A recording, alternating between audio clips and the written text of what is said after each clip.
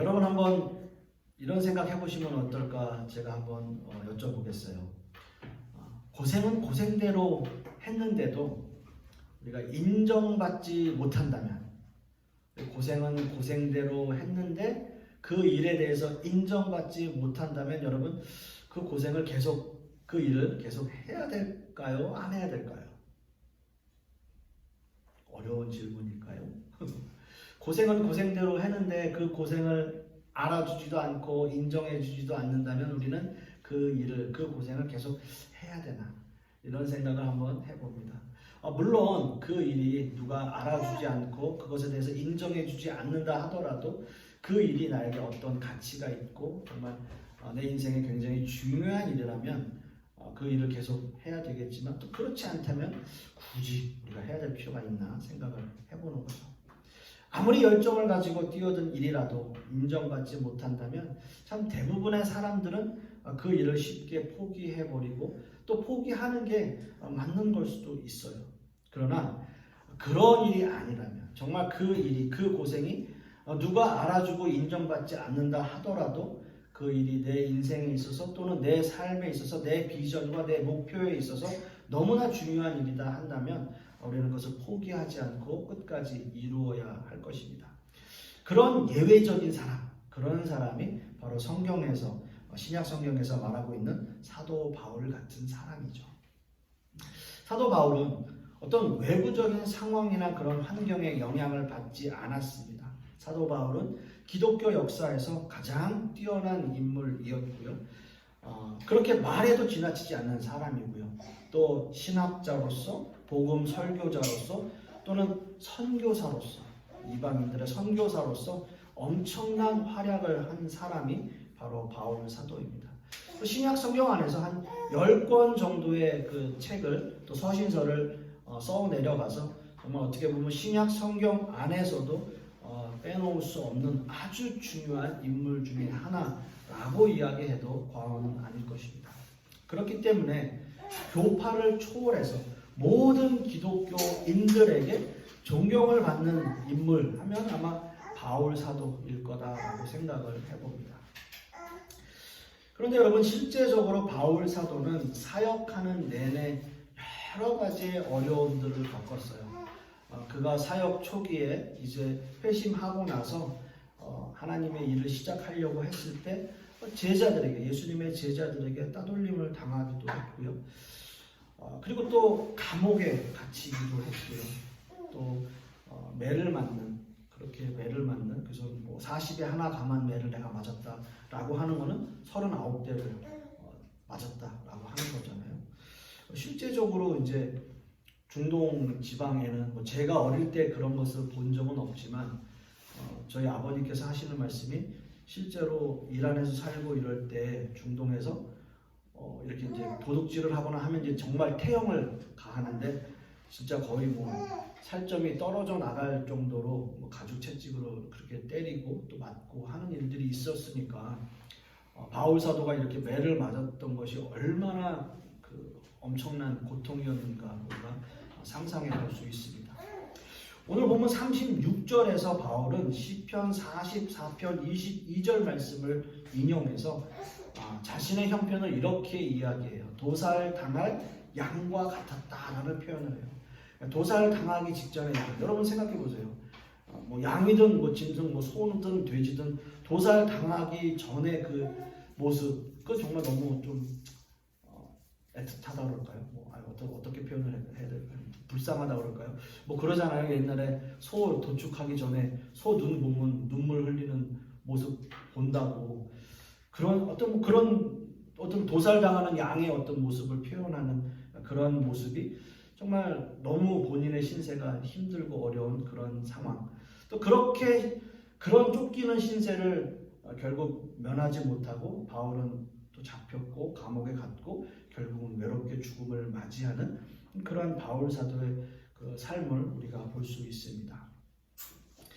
네, 그렇다면요, 바울이 이렇게 힘들고 어려운 상황 속에서도 그를 버티게 해줄 수 있었던 그 원동력은 과연 무엇일까 우리가 한번 생각해 볼 필요가 있는데, 우리가 함께 읽은 본문 38절과 39절 말씀을 보시면 다시 한번 봅니다. 내가 확신하노니 사망이나 생명이나 천사들이나 권세자들이나 현재 일어나 장래이나 능력이나 높음이나 깊음이나 다른 어떤 피조물이라도 우리를 우리 주 그리스도 예수 안에 있는 하나님의 사랑에서 끊을 수 없으리라 라는 말씀을 해요. 여기서 초반에 38절 초반 말씀에 뭐라고 하냐면 내가 뭐 한다고요? 확신한다 라는 얘기를 해요. 내가 확신하노니 그러니까 바울은 뭔가 확신한다, 내가 확신한다 라고 표현하고 싶어 했던 거예요. 바울 사도가 확신하고 있는 것은 예수 그리스도를 통해서 나타날 하나님의 사랑으로부터 어느 누구도 우리를 끊을 수 없다라는 그 표현을 하고 싶은 거예요. 어느 누구도 하나님의 사랑에서 우리를 끊을 수 있는 것은 없습니다. 나는 그것을 확신합니다 라고 하는 거죠. 자, 어느 누구도 끊을 수 없는 그 끊으려고 하는 것은 뭐냐라고 하면 그것을 10가지를 이렇게 이야기해요. 사망, 생명, 천사들, 권세자들, 현재일, 장래일, 능력, 높음, 깊음, 모든 피조물, 이런 것들을 열거하는 거예요. 이런 항목들이에요. 자, 이런 것들은 우리의 삶을 지배하고 있는 거예요. 우리의 삶에 나타나는 것들이에요. 사망, 생명, 천사들, 현재일, 장래일, 이 모든 것, 능력 또는 높음, 깊음, 이 모든 피조물들은 우리의 삶을 지배하고 우리의 삶에 영향력을 끼치는 모든 삶이에요. 이 모든 것들에서 우리를 끊을 수 있는, 하나님의 사랑에서 끊을 수 있는 것은 아무것도 없다. 나는 그것을 확신하고 있다라고 바울 사도가 이야기합니다. 그렇지만 우리를 두렵게 하는 세상의 그 어떤 것들도 하나님의 사랑에서 우리를 끊을 수 없다는 그 바울 사도의 확신이 무엇인지 우리가 한번 잘 생각해 볼 필요가 있어요. 이 말은 거꾸로 이야기하면 하나님의 사랑에 연결되어 있기만 하면 세상의 모든 것과 끊어져도 우리는 상관없다는 말과 같아요. 다시 한번 말씀드릴게요. 하나님의 사랑을 어느 누구도 우리를 끊어낼 수 있는 것이 없다. 우리의 삶을 주관하고 있는 그런 10가지 항목들 역시도 하나님의 사랑에서 우리를 끊어낼 수 없다 라고 이야기하는 것은 하나님의 사랑에 우리가 연결되어 있기만 하면, 하나님이 우리를 사랑으로 연결되어 있기만 하면 세상의 모든 것과 끊어져도 우리는 하나님과 연결되어 있기 때문에 상관없다는 뜻이에요. 바울 사도는 그것을 확신하고 있다는 거예요. 여러분 한번 생각해 보세요. 하나님의 사랑, 아니면 그냥 사랑, 믿음, 소망, 사랑, 그 중에 제일은 사랑이다. 이런 말들, 하나님의 사랑. 여러분 교회를 좀 오래 다니신 분이라면, 아니면 교회를 다니신 분이라면 교회 안에서 이 사랑이라고 하는 단어가 주는 다양한 의미를 우리는 너무나 많이 들어봤어요. 사랑, 하나님은 여러분들을 사랑하십니다. 믿음, 소망, 사랑 중에 그 중에 제일은 사랑입니다. 여러분 서로 사랑하십시오. 형제를 사랑하시고 자매를 사랑하시고 우리 부모님 다 여러분 사랑하셔야 됩니다 라고 사랑이라는 단어를 우리는 수없이 많은 의미로 듣고 또 그 말들을 많이 여태까지 경험해 왔어요. 그러나 엄밀하게 말씀드리면 하나님의 사랑이라는 이 표현을 정말 완전하게 또는 완벽하게 설명하거나 이해하거나 또는 여러분들이 가지고 있는 그 하나님의 사랑이라는 또는 사랑이라는 단어를 남에게, 다른 사람에게 전달하고 완벽하게 이해시킬 수 있는 사람들이 과연 몇 명이나 될까요? 사실 저도 목회자이지만 이것을 이렇게 설명하고 이해시키는 것이 결코 쉽지 않아요. 하나님의 사랑 또는 사랑이라는 이 단어들, 이 의미를 어느 누가 정말 성경에 나와 있는, 아니 하나님께서 말씀하시는 그 단어의 의미를 완벽하게 이해시킬 수 있는 사람이 몇 명이나 될까요? 그런 사람이 정말 있을까요? 쉽지 않아요. 정말 어려워요. 그래서 바울 사도는 오늘 본문 33절에서 35절까지의 말씀에서 세 가지를 이야기합니다. 이것을 어떤 의미로 어떤 방법으로 설명하고 있는지 한번 보세요. 첫 번째는 누가 고발하겠느냐라고 하는 거예요. 두 번째는 누가 정죄하겠느냐라는 거고, 세 번째는 누가 그것을 끊을 수 있겠느냐라는 강한 긍정을 표현하기 위해서 의문점을 제시해요. 강한 긍정을 표현하기 위해서 의문점을 제시해요. 누가 고발하고 누가 정죄할 것이고 누가 그것을 끊어낼 것이냐라고 하는 이야기를 꺼내냅니다. 첫째로 33절 말씀에 보면 누가 능히 하나님께서 택하신 자를 고발하리요 의롭다 하시는 이는 하나님이시니 라고 말씀하고 있습니다.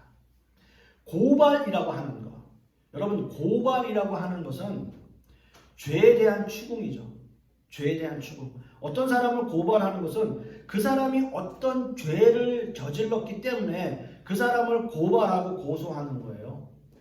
바울이 살던 시대, 그 로마 시대에는 모든 질서가 법에 의해서 유지가 되었습니다.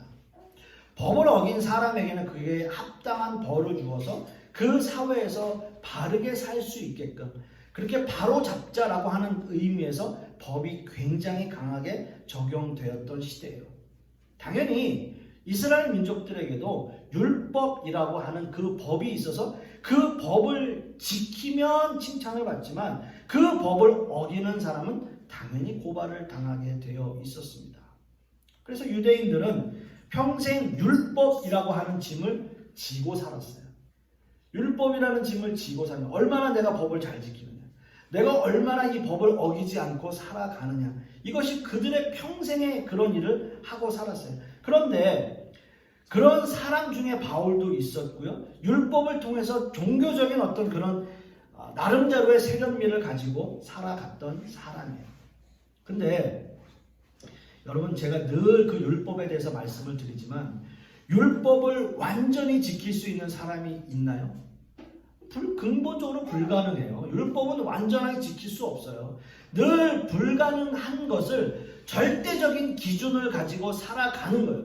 그러면 여러분, 내가 지킬 수 없는데, 내가 법을 완벽하게 지킬 수 없는데 그 법이 있다면 그 사람의 삶은 어떻게 될까요? 삶이 파괴되는 거잖아요. 나는 원하지 않는데 그 법을 어기면서 살아갈 수밖에 없어요. 그러면 그 사람의 삶이 결국 파괴되어지고, 원하지 않는데 자꾸 범죄를 저질러요. 그리고 고발을 당하게 돼요.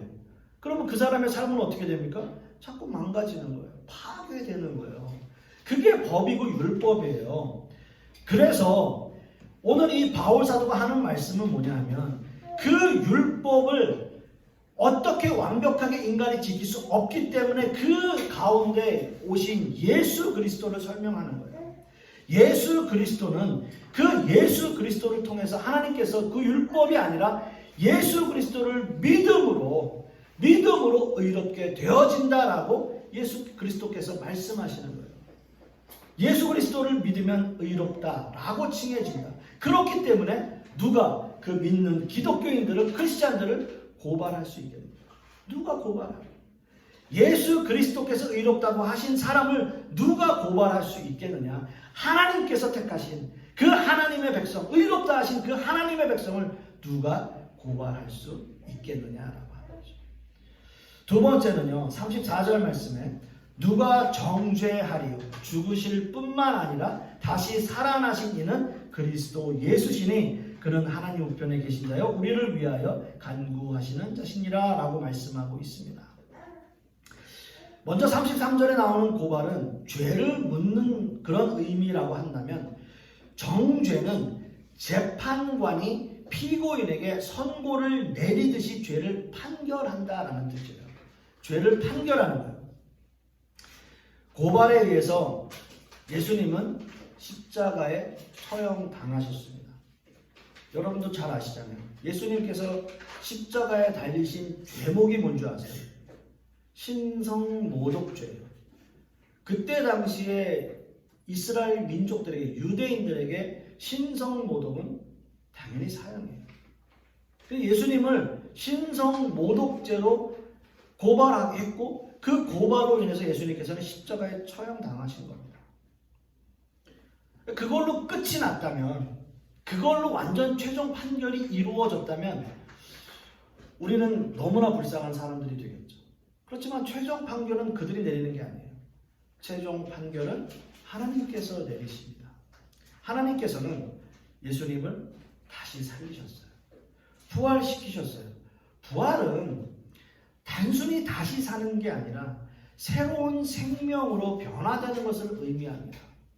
새로운 삶으로 변화되어서 부활의 첫 열매가 되신 예수님이 하나님 우편에서 우리를 위하여 간구하고 계시다는 그 사실을 믿는다면 이 세상의 어느 것으로도 어느 누구도 우리를 죽음과 죄에서 끊어놓을 수 있고 예수 그리스도를 통해서 구원받는 존재가 된다는 거예요.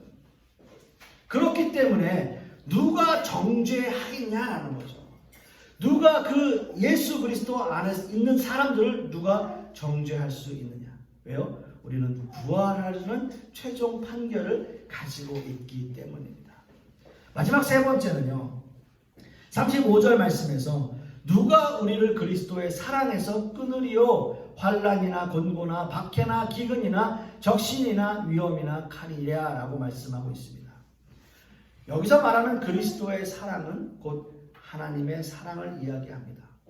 35절 말씀에서도 바울은 사람이 감당하기 힘든 일들을 열거하고 있어요. 여기 오늘 말씀에서도 보면 환난 또는 곤고, 박해, 기근, 적신, 위험이나 칼이라고 이야기하고 있어요. 여기서 적신이라고 하는 것은 헐벗는 것을 이야기합니다.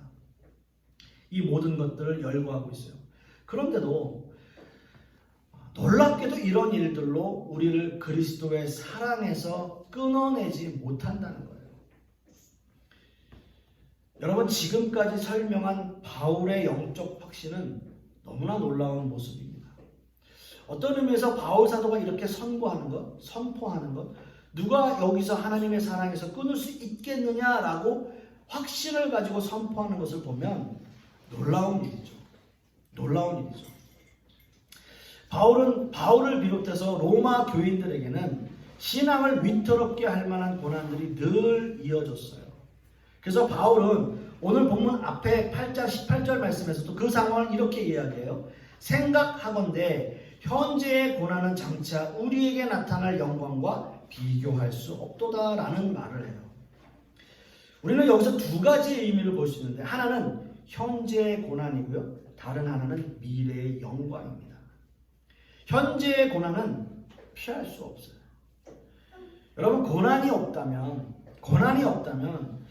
어떤 의미에서는 기독교인답게 살고 있지 않다는 의미일 수도 있어요. 우리의 삶은 고난일 수밖에 없고 어느 누구도 고난을 피해갈 수 없습니다. 그러나 미래의 영광을 인식하고 경험할 수만 있다면 현재의 고난은 내 삶에서 아주 작은 일이 될 수 있을 거예요. 문제는 현재의 고난이 너무너무 우리에게 크게 다가오고 너무나 절실해서 미래의 영광을 바라보지 못하고 있다는 거예요. 그게 가장 큰 문제예요, 우리에게 있어서. 사랑하는 성도 여러분, 말씀을 맺으려고 합니다. 오늘의 삶에서 우리는 현재의 고난과 늘 충돌하면서 살아가고 있는데, 피할 수 없고 또 그 고난들을 단숨에 우리가 극복할 수 있는 방법은 없습니다.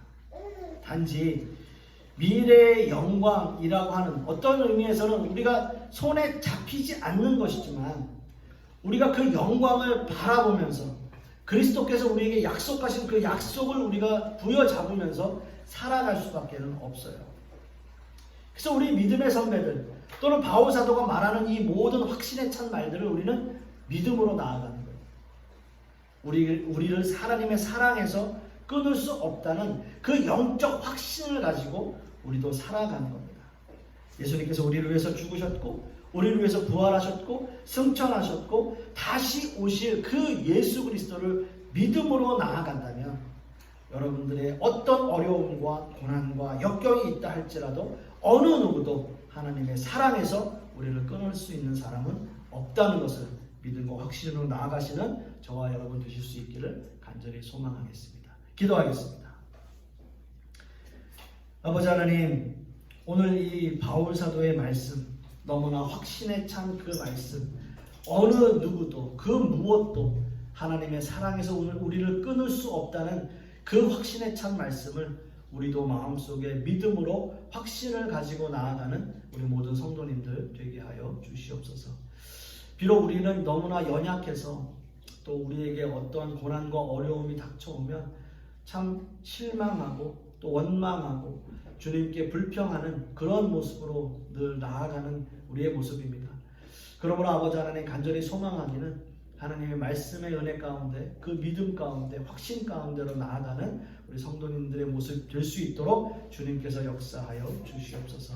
이 모든 말씀 우리 주 예수 그리스도의 이름으로 기도하옵고, 이제는 우리 주 예수 그리스도의 은혜와 아버지 하나님의 극진하신 사랑과 성령님의 내주 교통하심이 오늘 말씀을 통해서 그 바울의 확신이 바로 나의 확신을 되기를 소망하는 우리 하나님의 백성들 머리 위에, 그 자녀들 위에, 그 사업과 직장 위에, 그리고 풍요로운 교회 위에 이제부터 영원토록 함께 있을지어다. 아멘.